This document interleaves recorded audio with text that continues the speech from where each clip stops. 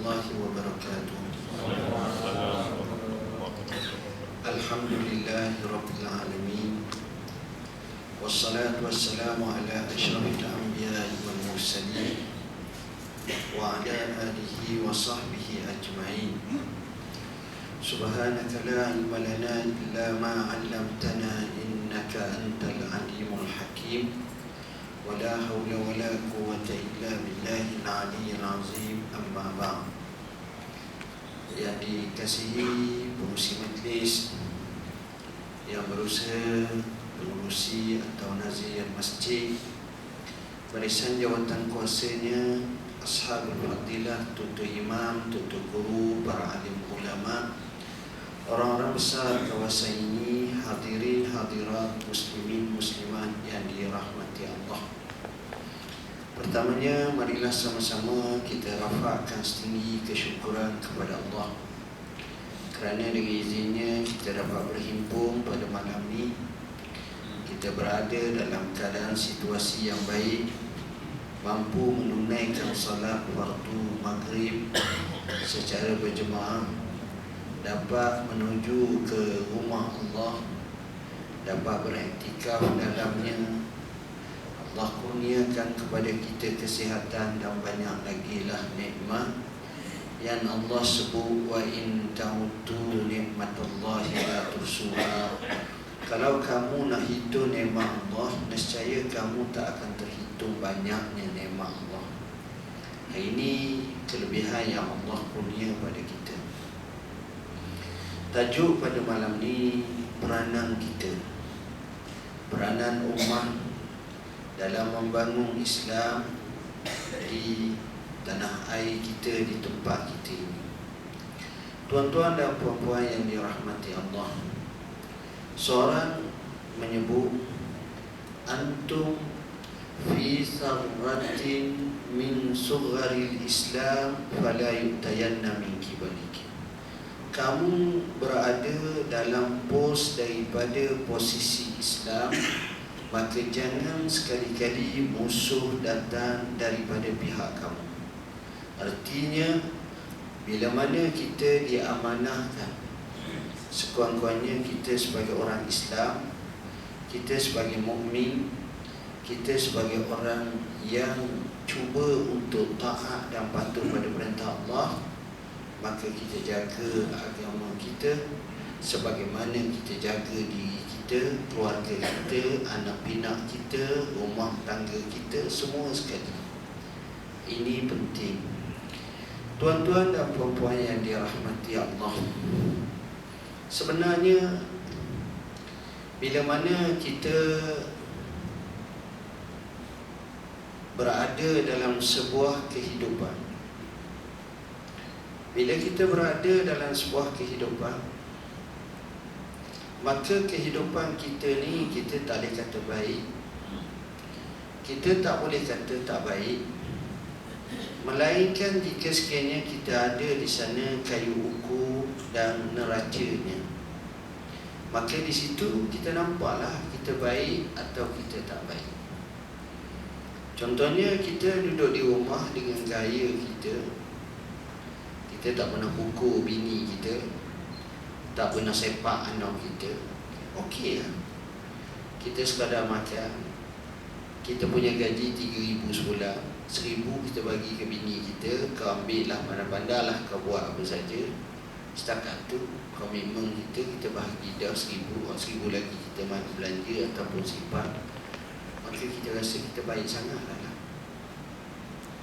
Sebab di sana kita tak ada apa-apa nak ukur. Bila mana kita tengok ada orang macam kita, tapi dia bagi kat isteri dia hanya 500 sebulan, lepas tu macam-macam, kemudian dia sekadar tu bagi kita ni jauh lebih baik daripada orang tu. Tapi ada orang yang lain pula, dengan keadaan macam itu, dia jauh bagi kat isteri dia sampai 2,000 sebulan, dia jaga anak-anak dia gini. Bila kita tengok, kita kata, aku ingat aku baik dah, dia ni jauh lebih baik. Di situ kita kata kayu ukurnya tak sama. Itu sekadar bab duit, itu je. Kita ambil pula dalam bab yang lain, contohnya agama. Sekadar kita semayang di rumah, sekadar kita semayang seorang-seorang, anak kita suruh semayang, tapi gaya bebas. Alhamdulillah keluarga kita semayang baik. Berapa ramai keluarga tak semayang. Tapi ada keluarga yang mana mereka boleh semayang berjemaah bersama, maka keluarga itu lebih baik daripada kita. Dan ada orang di mana keluarganya tiap-tiap petang dia bawa anak bini dia pergi ke masjid berjemaah belajar, itulah. Maka kita katakan yang ini jauh lebih baik daripada kita pula. Daripada tadi kita dok kata kita baik sangat dah, tapi bila kita tengok kayu ukur, jauh mereka kadang-kadang lebih baik daripada kita. Justru di sinilah kita nak tahu macam mana peranan kita sebagai orang Islam untuk agama kita, untuk kita tegakkan agama kita dalam diri kita. Seorang yang terkenal iaitu almarhum Hasan Hutaibi, yang pernah menjawat jawatan Al-Mursyidul Am lil Ikhwanil Muslimin yang kedua. Beliau pernah menyatakan, aqim daulatan islamiyatan fi nafsik tuqim fi ardi. Tegakkanlah daulah Islamiah dalam dirimu, nescaya akan tertegak pada bumimu, pada tempat kamu. Kenyataan ini menunjukkan kepada kita bahawa sebenarnya kita sendiri yang mencorakkan hidup kita. Okey ke KO, baik ke tidak. Cumanya apa yang berlaku bila mana kita berada dalam comfort zone, zone selesa, maka cabaran untuk kita mengaji, mengkaji, mempelajari ilmu, menekuni ilmu, mentaati Allah seolah-olah satu perkara yang sampingan, pilihan. Nak buat-buatlah, tak nak buat maka tak nak buat. Maka sebenarnya kalau inilah yang berlaku, yang bertapak dalam diri kita, yang jadi masalah bukan untuk diri kita, dia akan berjangkit virus itu pada anak-anak kita, akhirnya anak kepada cucu kita. Makanya kita tengok orang lain jauh ke depan, kita masih lagi ditakut dan ditahan yang sama. Maka kita makin lama makin kecundak, makin lama makin ketinggalan. Akhirnya kita nak nisbahkan diri kita kepada kehebatan, kita telah tersisih dan tersimpang jauh berbanding dengan mereka. Inilah cabaran yang ada pada kita, yang sepatutnya kita boleh gambarkan. Jadi pada malam ni saya akan sebut beberapa poin untuk kita tengok keadaan diri kita. Sebelum daripada kita tengok apa yang berlaku kepada diri kita ini, saya akan sebut dua perkara. Perkara pertama, negara, negeri dan juga keadaan masyarakat yang teruk sangat, untuk kita merasa syukur pada Tuhan. Kedua, kita akan sebut tempat yang mana hebat, yang mana jauh lebih hebat daripada kita.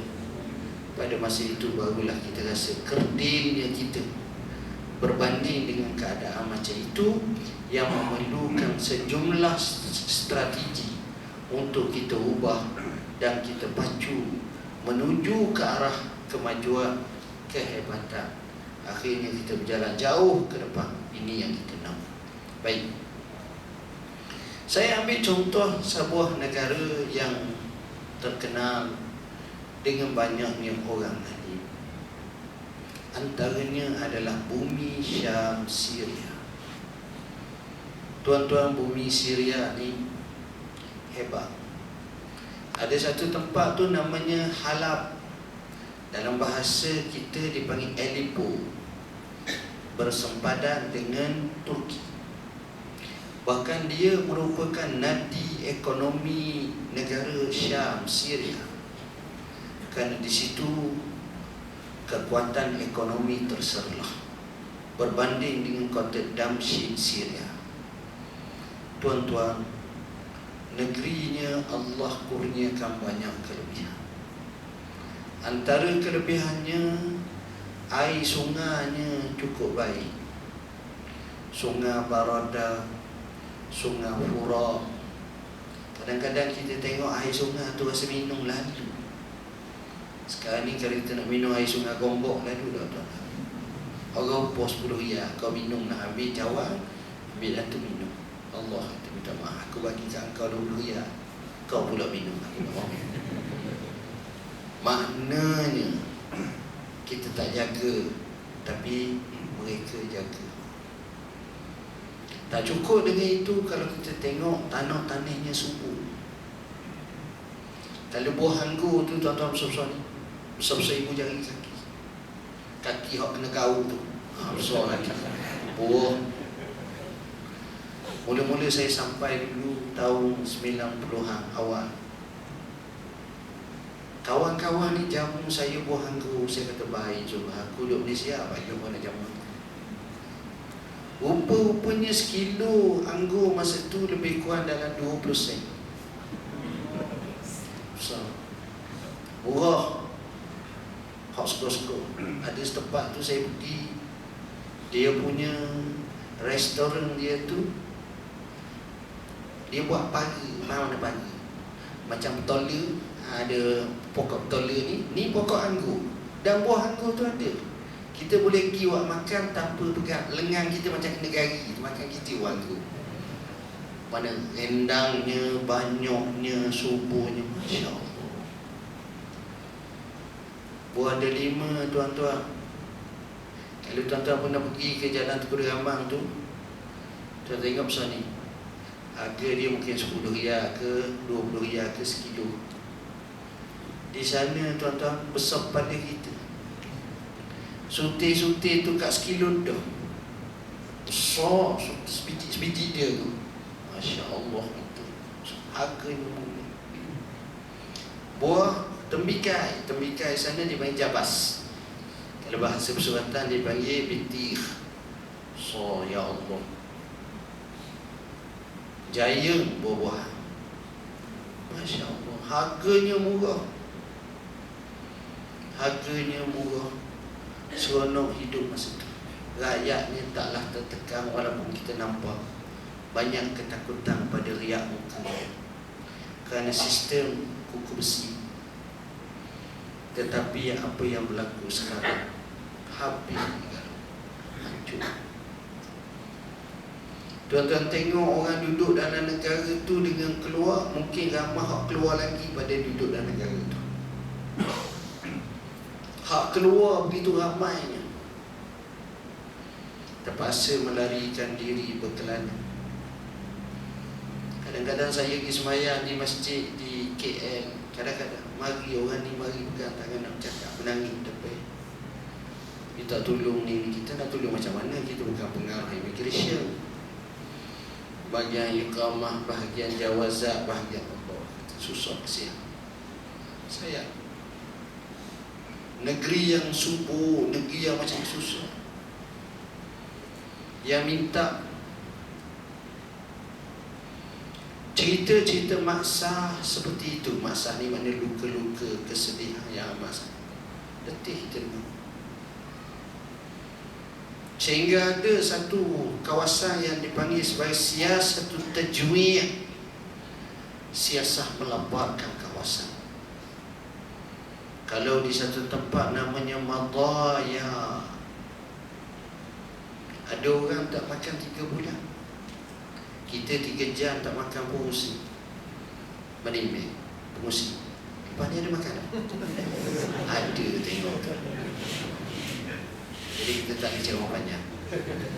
Tuan-tuan tengok, ada tak makan 3 bulan. Ada anak sampai mata warna merah, warna hijau, warna biru kerana lapar. Makan apa? Makan rumput untuk survival hidup. Kat kita makan rumput apa benda? Lembu, kambing, haiwan seperti itu. Apa? Ini juga yang berlaku di Iraq, Fallujah. Ada seorang profesor minggu lepas mari kat saya minta kerja. Seorang yang cukup hebat. Saya kaya-kaya. Yalah, kau dulu kaya, sekarang masalahnya kita dah cakap dulu. Tapi sekarang ni, saya kaya-kaya gini. Saya teruk sangat. Lagi, ini realiti. Bila kita cakap ini realiti, berbeza tuan-tuan. Sedih kita. Bila saya dengar macam tu apa yang berlaku, saya katakan bahawa alhamdulillah, sebapa kedana orang kita tak dengar lagi rakyat Malaysia rebah 18 hari dah tak makan, tak minum, nak mati. Buih mulut. Yang duduk depan saya ni kebanyakannya obesiti semuanya. Cukup makan. Jadi daripada itu kita syukur. Syukur, alhamdulillah. Makanya kita berada dalam keadaan baik. Maka kita muhasabah negeri-negeri seperti itu. Bukan tak ada ulama, tapi kita tengok kehidupannya jauh daripada agama Tuhan. Apabila diberi sedikit kemudahan hidup, penipuan, kezaliman, ambil hak orang, semua hati-hati mereka ni bengkak. Mana bengkak? Bengkak ya. Tak hati. Allah menyebut, walau basatallahu rizqa li'ibadihi labaghaw fil ard. Kalaulah Allah lempar ruahkan sedikit rezeki kepada hamba-Nya, maka dia samsing di muka bumi. Ada orang tuan-tuan, dia memang muka dia sesuai tak kaya. Sebab kalau kaya dia jadi lain macam. Jadi memang sesuai dia tak kaya. Bukan saya kata jangan kaya, dia tak nak kaya. Kaya sikit ke, tak usah kaya. Pakai spek hitam, ribun jalan Tenggoh. Syekh berapa? Batuk dulu. Ada. Dia jadi wastakbaru, dan mereka ni rasa takabur. Aman. Sebab tu cerita Melayu tanggang berlaku. Kalau cerita drama Melayu tu sedih saya tengok. Kaya sikit, lupa lalu adik-adik dia, ada lalu tinggal mak abah semua sekali. Payah. Jadi di situ kita ambil pengajaran. Mereka buat macam tu, akhirnya merana. Sayang, sibuk hati sayang. Kita ni orang akan mulia kita ni kalau kita ada 3 perkara. Pertama, kita ada kuasa. Mulia. Orang tengok saya ni pak pupu awak, pak pupu pun ingat lagi. Sebut kalau ada kuasa, tuan-tuan jangan main. Mari duk royak main. Takkan dah ingat Pak Long kita pun dengar. Pak Long mana? Tuan-tuan, ni kuasa. Kedua, kalau orang tu kaya. Kaya jangan main, tuan-tuan. Ramai orang mengaku waris dengan dia, ramai orang mengaku biar. Ni, ketiga, orang tu ada ilmu. Ramai orang alim ni, orang alim, suka sangat. Orang ni banyak ilmu, orang ni cerdik sangat, orang ni. Itu ramai orang. Jadi itulah satu kisah negara yang begitu teruk. Bila kita dengar, kita kata alhamdulillah, syukur pada Tuhan. Tapi bila kita duduk dalam keadaan macam ni, kita jangan duduk tengok negara lain macam tu. Dari segi posisi untuk kita jauh lebih baik, kita tengok negara yang lebih maju pada kita, yang lebih baik, berkembang, yang jauh. Contohnya Jepun. Jepun ni hebat sangat. Jepun ni dia ada satu pahaman namanya pahaman Shinto. Pahaman ni menjaga alam. Pokok-pokok balok dia tak tebang dengan sewenang-wenangnya. Dia rela import. Kalau tebang, dia ada pula cara siasah dia, kena ganti pula dan sebagainya. Sungai-sungai dia bersih, tak ada siapa-siapa. Menakjubkan, belakang rumah dia, dapur dia lebih bersih pada ruang tamu rumah kita. Dah ke huru hari, belakang rumah dapur tu lebih bersih daripada dalam ruang tamu rumah kita. Mereka ni cukup hebat. Mereka ada semua dalam Islam. Mereka beramal semua.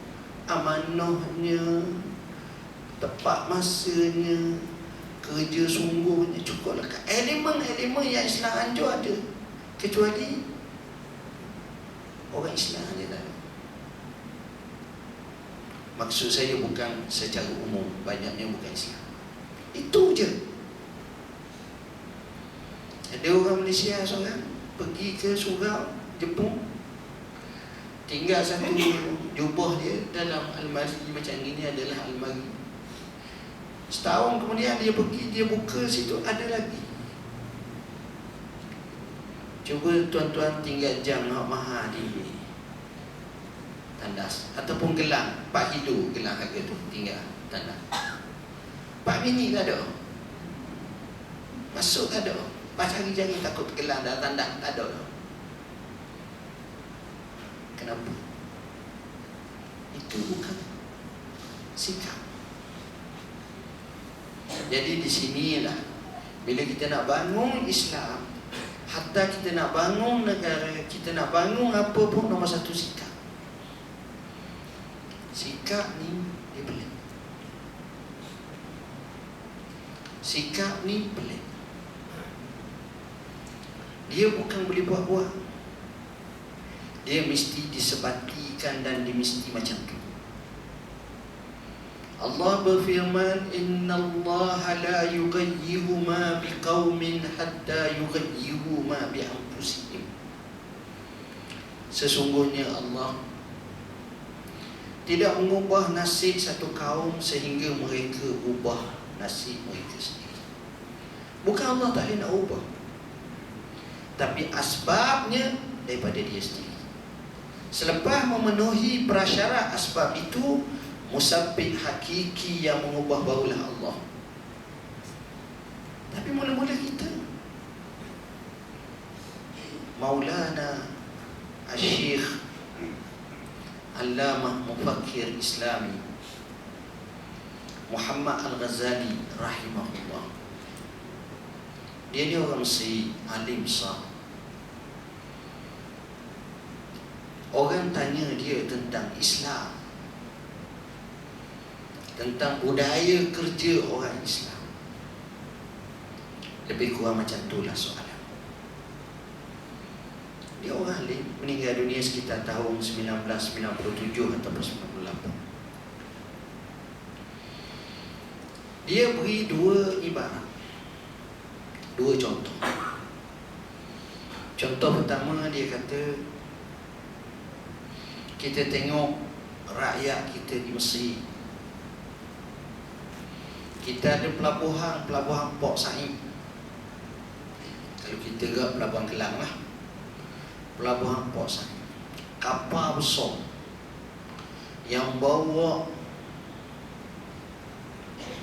gandum dalam bumi ya, bawa gandum, berlabuh di tepi di pelabuhan tu. Orang Mesir yang tumbuh gagah ni duk pikul barang tu sekuni tu, turun daripada dek kapal tu sampai ke lori tu, Syahinah tu, trailer tu, letak pula dalam kontena ataupun dalam lori tu untuk nak agih pula tu. Mereka mengambil masa 3 bulan lebih kurang baru habis. Bukan 3 guni tuan-tuan, ni bertang-tang ni, betul berkontena lah, 3 bulan. Oleh kerana dek masa yang panjang itu, sepertiga daripada gandum itu sudah expired, sudah gosok, kena buat lauknya.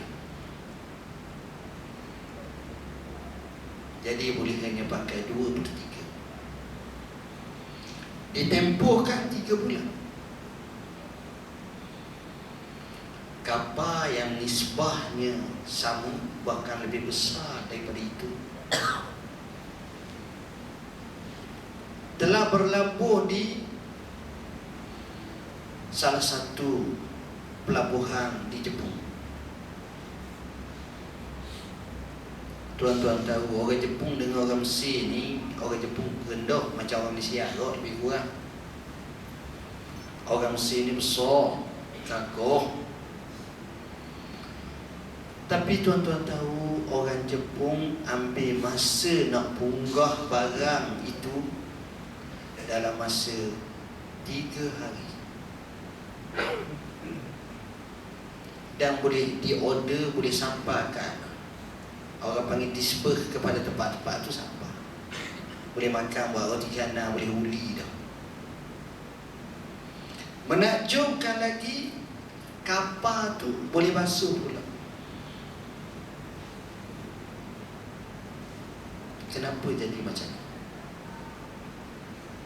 Kenapa tuan-tuan? Jepun mengalami suasana yang cukup dahsyat daripada kita. Saya bukan kagum sangat pun ke Jepun, tapi contoh, tuan-tuan, bila dia buat satu slogan Asia untuk Asia,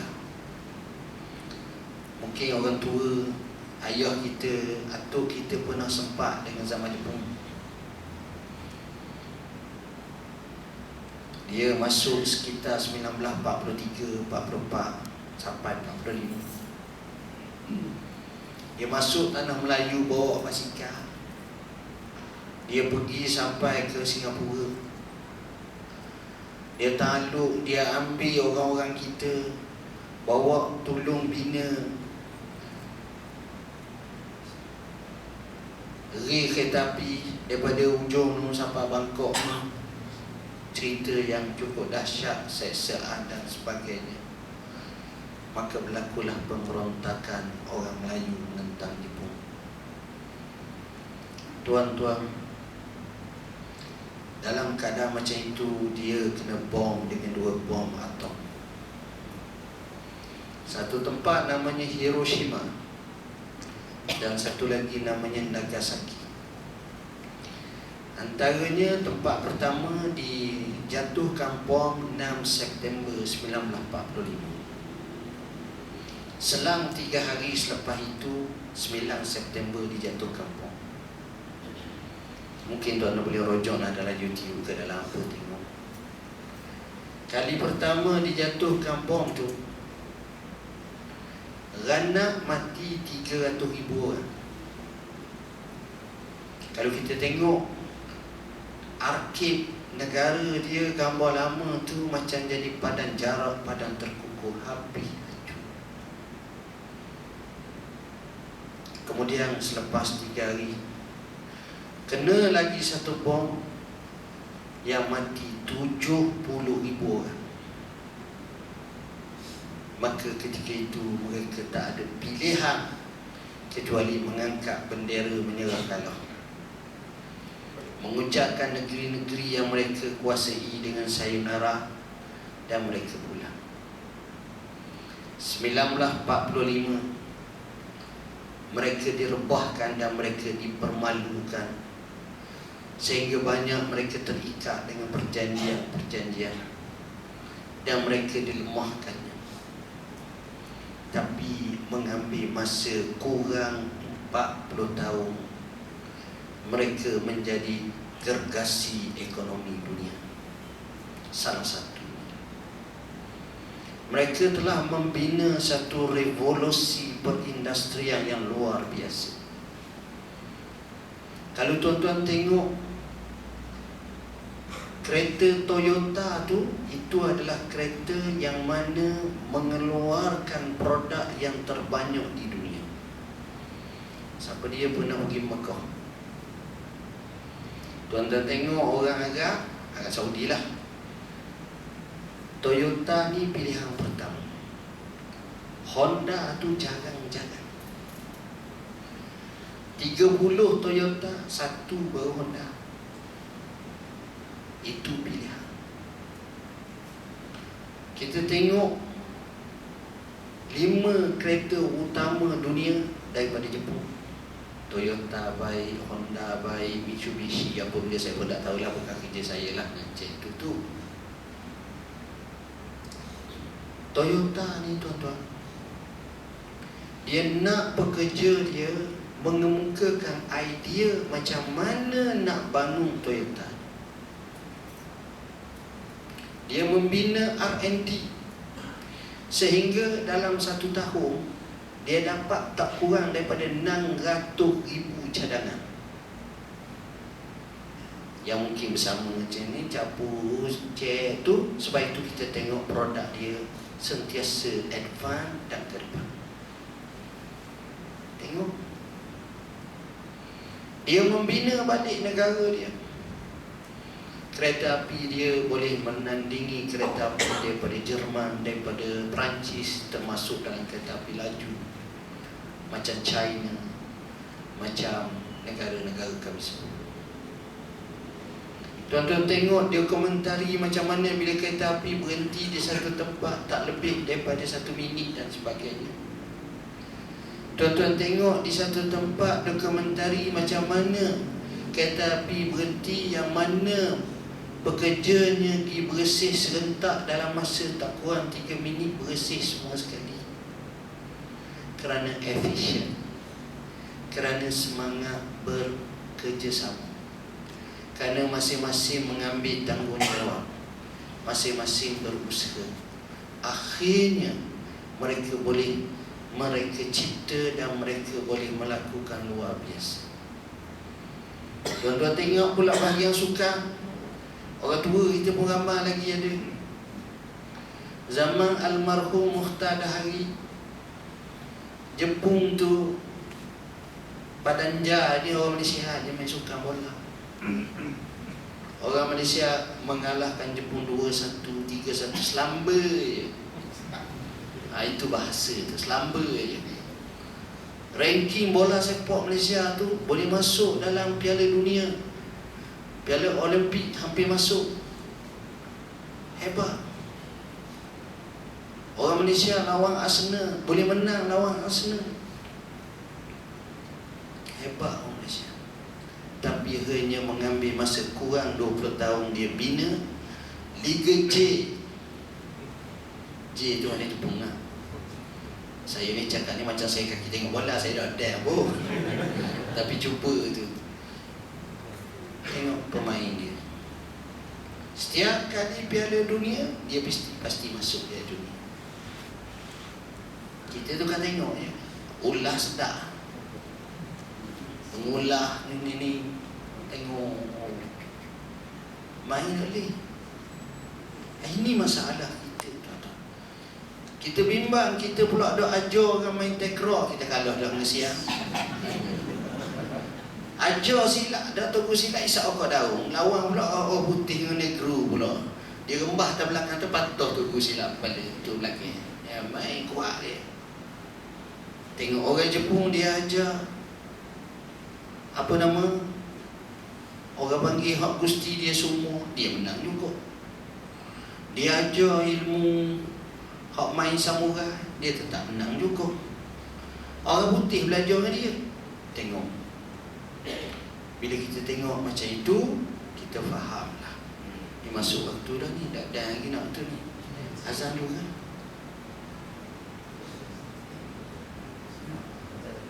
Azan dulu. Tak apa, saya tak lama, dalam setengah jam lagi kita berhenti sebelum ke 9. Saya tengok jam tu dah gerak tu saya emosi. Sila azan dulu.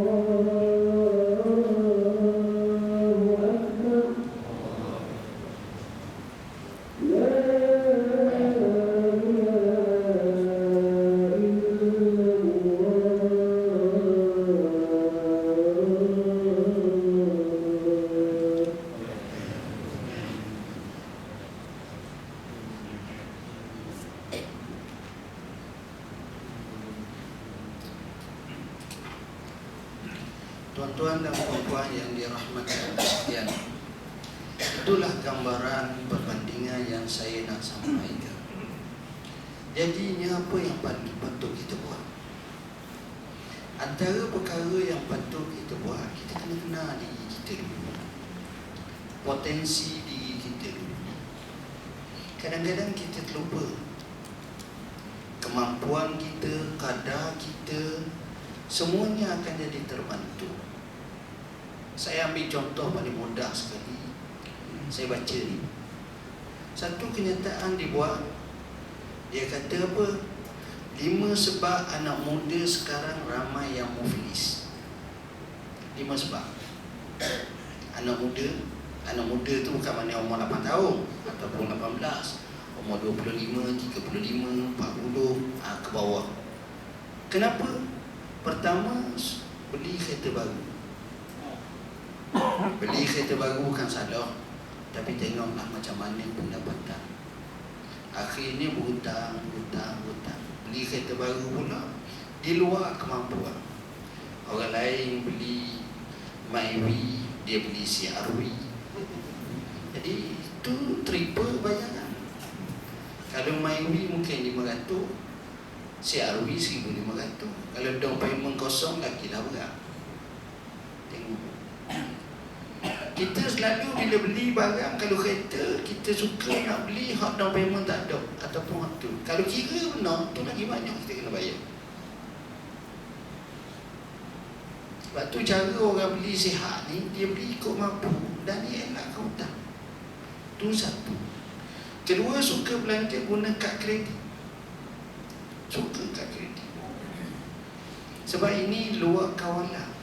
Berapa ramai orang termenung, akhirnya tak dapat nak bayar. Kad kredit ni maknanya kita hutang dululah, bukan kad debit.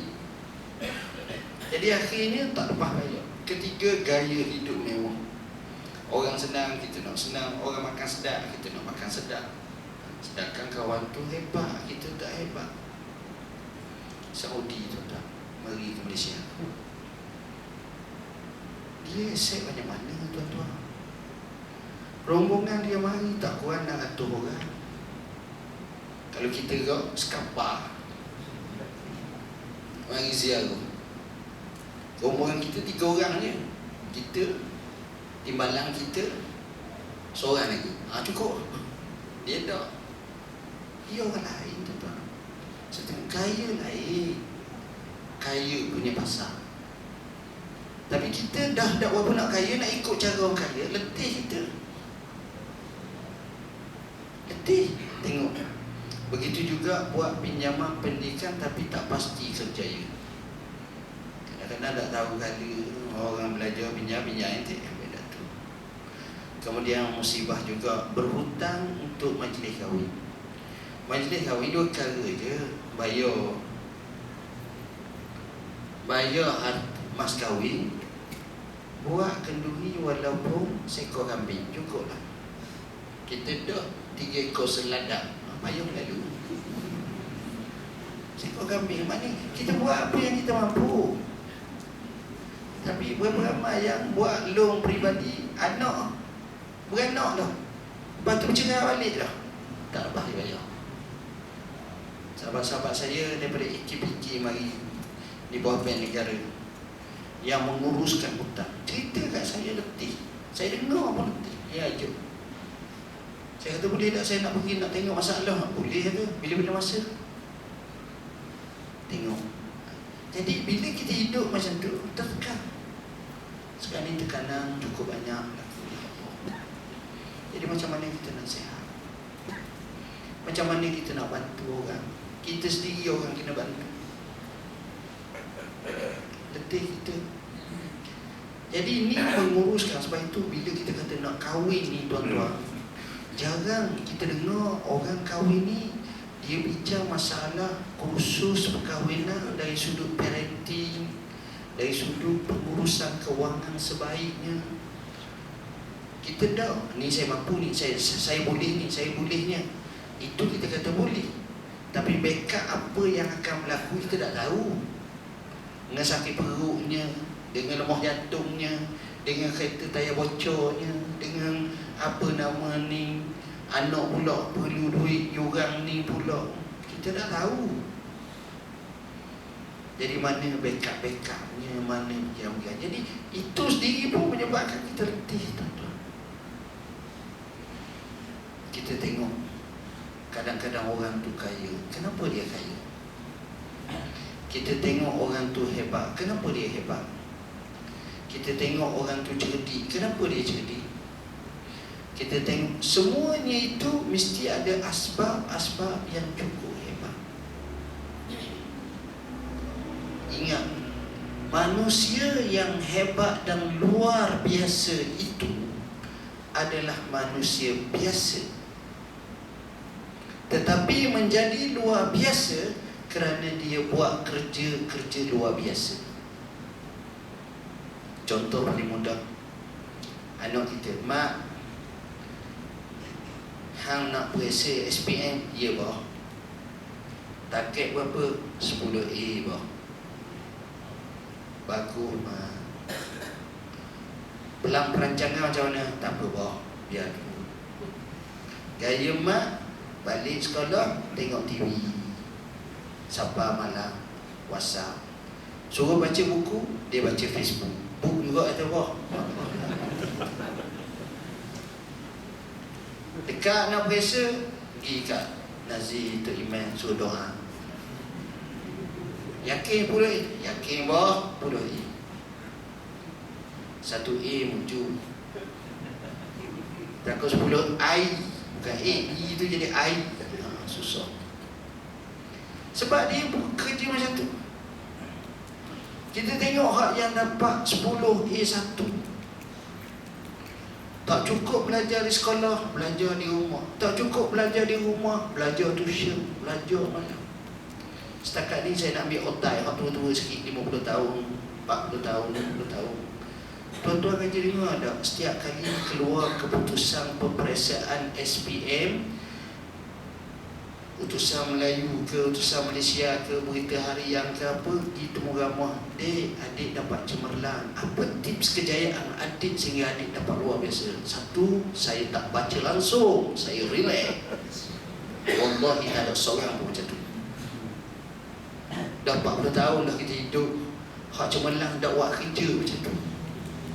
Dia akan kata, saya akan baca 16 jam sehari, saya akan bangun malam semayang. Ni kalau orang Islam lah. Saya akan taat pada ibu bapa, saya akan bangun belum subuh. Dia dah kata, saya biasanya pergi sekolah, orang masuk pukul 7, saya pergi pukul 9.30, terus saya balik awal. Kerja sekolah saya tak buat. Itu tips-tips kejayaan yang cemerlang bagi saya. Tak ada seorang macam tu, tuan-tuan. Tengok. Maka begitu juga kalau kita nak ubah agama kita, tuan-tuan. Kalau kita duk takut lama macam ni, ni masalah pergi masjid. Kadang-kadang orang bukan agenda pergi masjid.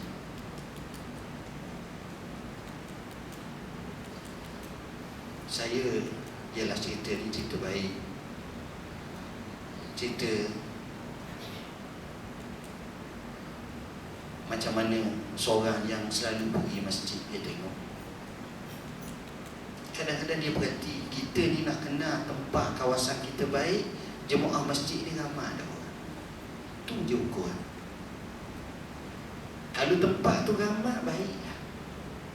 Kalau tempat tu kesian, banyak tiang, ni tiang pula banyak di sini. Letih kita. Banyak tiang, banyak kipas, letih. Biar apa? Turki, dia buat kempen solat subuh berjemaah. Ratusan ribu semayang. Tuan-tuan tengok, dia tukar watak yang mana tak suka ibadah kepada suka ibadah. Ada orang pergi ke masjid di Turki dulu, orang tengok masjid 5 orang dia semayang, 10 orang dia, 20 orang. Sekarang ni 30 saf, 40 saf semayang waktu. Dibudayakan dengan satu budaya baru, semangat. Tuan-tuan tahu, dia punya sistem, kita tengok. Ini Turki dulu, tuan-tuan. Dulu saya tak cakap lama, saya cakap dalam 15 tahun lepas. Zaman Erbakan, zaman Tan Suu Kyi dan zaman beberapa Perdana Menteri. Saya ni, tuan-tuan, pernah jadi jutawan. Dengar baik-baik, jangan berhenti setakat tu lagi. Pernah jadi jutawan. Saya belajar di Syria. Saya nak pergi ke England, saya lalu ke Turki. Saya tukar $100, saya dapat 12 juta lira. Kaya saya. $100 masa tu 12 juta lira. Allah. Saya kata alhamdulillah, sebelum aku mati aku pernah jadi jutawan. Saya makan nasi dia tu 1 juta. Makan juta. Pergi tandas nak bayar tu 25 ping. Ping tu maknanya 25,000. Balik pula tukar, dapat 15 juta lira. Duit jatuh merudu. Ekonomi masa tu orang Eropah nyek je dia. Tak ada apa. Takdir Tuhan, Allah naikkan Erdogan. Erdogan sebelum dia naik, dia jadi Datuk Bandar. Al-Malik Salman sebelum dia jadi raja ni, dia jadi Datuk Bandar Riyadh ataupun Gubernur lebih daripada 48 tahun. Dia tahu banyak, saya dah belok tu. Ni orang yang tahu, dia observe. Erdogan macam tu. Dia jadi Datuk Bandar Ankara. Dia naik, mula-mula dia menang, dia hanya dapat dalam 30% lebih. Kemudian naik lagi 39. Kemudian baru ni naik pula 49 ke 50. Maknanya separuh orang Turki sokong dia dah. Begitulah seterusnya. tuan-tuan, dia susun balik ekonomi dia, dan dia perkecilkan mata wang dia. Apa yang menakjubkan, ekonomi dia daripada lebih kuranglah 111 negara di dunia, nombor ke 100 kepada nombor 11. Naik bitahabi. Ekonomi dia kuat. Dia boleh buat. Ini yang jadi tercengang Barat. Barat dulu Turki nak masuk NATO, nak masuk, Turki boleh masuk satu je, bola sepak. Itu dia kelak-kelak dia boleh masuk. Kalau dia pula dia kira dia ni kalau boleh masuk pun sebelah Eropah.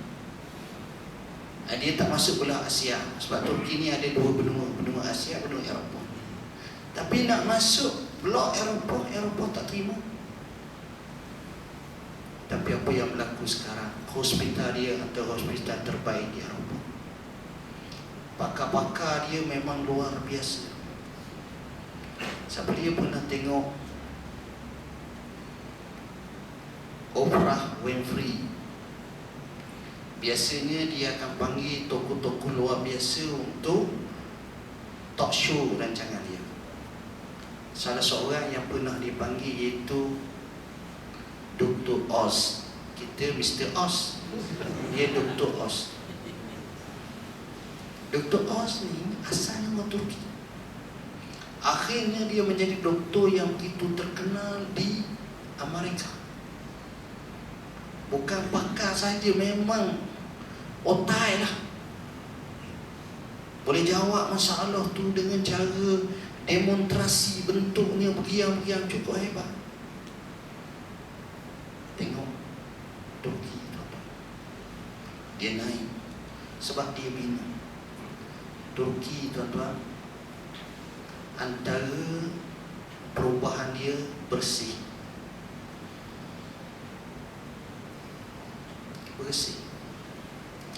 Bah dia bersih, kereta sewa dia bersih. Saya pergi ke tandas masjid Turki, bersih semua. Sepanjang berapa hari pergi, masuk di hujung kampung, ceruk kampung, ada sekali dia masuk, kotor, pak air bersih. Kalau kat kita, kali masuk kotor, mai masuk kotor, tawah dulu masuk ni. Lepas masuk bersih sikit, tengok ni elok tak ada, kaki terajang kepada dinding satu. Lepas tu orang mari, kaki letih tu. Tengok suka tu maknanya macam ya dah saya cerita. Nak cerita ni, itulah realiti yang berlaku. Sungguh kita lemah. Bila kita kata kita nak bangun ni letih, start mula dulu cukup lah. Start mula dulu cukup. Kita tengok kenapa dia boleh pergi sampai ke depan begitu. Tengok, dia bukan buat kerja berat sangat pun, tapi dia ada fokus. Saya pergi kat dia, kita ada 2020, dia buat 2030, hampir berjaya. Satu-satunya negeri yang paling banyak menolong pelarian namanya Turki. Kalau negeri Arab, Jordan kalau, Kuwait kalau, apa lagi negeri-negeri Arab lain, dia 1.6 juta, 1 poin dekat 2 juta. 2 juta tu kalau 10 riyal sehari berapa tuan-tuan? Nak pergi makan. Tuan-tuan bayangkan. Sistem wakaf dia antara wakaf yang terbaik. Banyak hospital wakaf, banyak universiti wakaf, banyak masjid wakaf. Subuh bank wakaf, dia boleh bangun. Tuan-tuan yang ramai, artinya saya nak bagi tahu satu signal orang Islam boleh buat. Bukan orang Islam tak boleh buat. Orang Islam hebat, tapi dia tidak ada dokongan, sokongan. Dia tidak ada satu kesatuan. Ummah Islam ini kalau bersatu, dia luar biasa. Saya tutup apa yang disebut oleh Jamaluddin Al-Afghani. Bila mana dia tengok kerugian, bencana yang berlaku di bumi India, dikuasai oleh Inggeris, lalu dia menyampaikan satu ucapan. Dia kata, wahai umat Islam India, dengan jumlah kamu yang ramai ini, jika sekiranya Allah menjadikan kamu kura-kura, cukup atas lafaz Islam, kamu pergi berenang ke Pulau England dan kamu dapat menenggelamkan Pulau England. Jika sekiranya Allah jadikan kamu lalat, cukup dengan jumlah kamu yang ramai ini, kamu terbang menuju ke Pulau England, kamu memekakkan telinga-telinga penjajah Inggeris ketika itu. Tengok. Tapi kita tak ada. Sama-sama kita bergaduh mazhab, taksub tertugu ni, orang ni je betul, orang lain salah habis, orang ni je ni, semua ni. Jadi kejam. Macam mana? Saya nak datang sini, nak mari sini ni, berapa banyak dah orang baca YouTube, orang label saya. Ustaz lain pun sama kena, orang ni pula kena, orang ni pula kena. Jadi akhirnya kita duduk sibuk hantu je. Fokus tak ada untuk Islam. Ini kita, kalau kita bercakap ni tuan-tuan, memang panjang. Dan inilah yang berlaku. Saya selalu duduk rojok dalam Facebook, saya tengok apa kata Dr. Yusuf Al-Qaradawi. Banyak kenyataan dia yang dia sendiri merasa kecewa dan dia merasa sedih apa yang berlaku pada umat Islam. Begitulah tokoh-tokoh Islam yang lain. Apa punca umat Islam ni lemah? Kata Amir Syakib Arsalan, kerana umat Islam dilanda dengan dua penyakit, penyakit syahwat dan penyakit syubhah. Bergabung dua penyakit ini, kita lesu. Sehingga Syekh Abdul Qadir Aumdah karang satu buku, Al-Islam Baina Ajzi Ulama'ihi wa Jahdi Abna'i. Umat Islam berada di dua persimpangan, antara kelemahan para ulamanya dan kejahilan anak bangsanya. Gabung lemah dengan jahil, sudah boleh? Tak ada apa kita. Tapi kita yakin Islam, walaupun diranakkan, walaupun direbahkan, tapi akar yang ada akan mengeluarkan benih-benih baru, dan dia akan mengemukakan Islam yang syumul, kerana Islam ini agama Tuhan. Dah kita tak mahu dah dengan Islam, Allah akan bangkit sebuah lagi yang cintakan agama, yang akan jauh lebih baik pada kita. Wa in tatawallau yastabdil qauman ghairakum summa la yakunu amsalakum. Kalaulah kamu berpaling, maka Allah lantik, Allah jadikan puak yang lain daripada kamu, dan mereka ini tak setara dengan kamu. Menyangkakan kamu hebat, tapi mereka jauh ibadatnya, takwanya, waroknya, solehnya hebat. Pembuka kota Konstantinopel siapa?